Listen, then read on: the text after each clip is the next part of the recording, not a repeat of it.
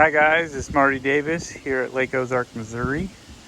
I'm standing on this Four Winds H260, 26-foot open bow.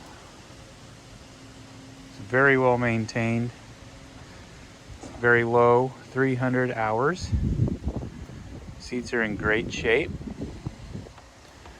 The boat does have a sport tower on it.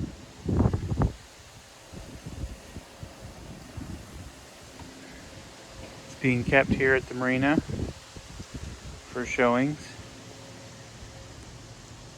While the dock is being modified for the customer's new boat. Feel free to stop by and see us. The boat has a Volvo 5.7 in it. Again, this is Marty Davis, Lake Ozark, Missouri.